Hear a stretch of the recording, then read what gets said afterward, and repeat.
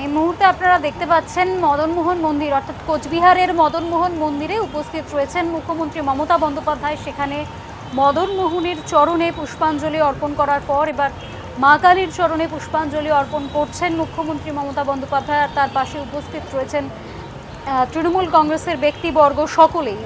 উত্তরবঙ্গের উন্নয়ন মন্ত্রী উদয়ন গুহ উপস্থিত রয়েছেন। এছাড়াও পাশাপাশি উপস্থিত রয়েছেন কোচবিহারের সাংসদ জগদীশ চন্দ্র বর্মা বসুনিয়া, এছাড়াও জেলা সভাপতি, তারপরেও তৃণমূল কংগ্রেসের দলের অন্যান্য নেতৃবর্গরা যারা উপস্থিত রয়েছেন সকলকে নিয়ে মা মাটি মানুষের উদ্দেশ্যে দেবীর চরণে পুষ্পাঞ্জলি অর্পণ করলেন মুখ্যমন্ত্রী মমতা বন্দ্যোপাধ্যায়।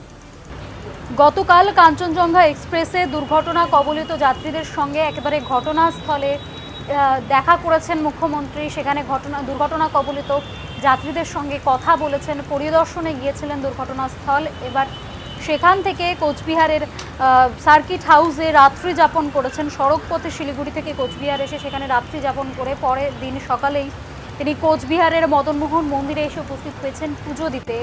প্রসঙ্গত বলে রাখি যে লোকসভা নির্বাচনে ফল কিন্তু উত্তরবঙ্গে ভালো হয়নি তৃণমূল কংগ্রেসের।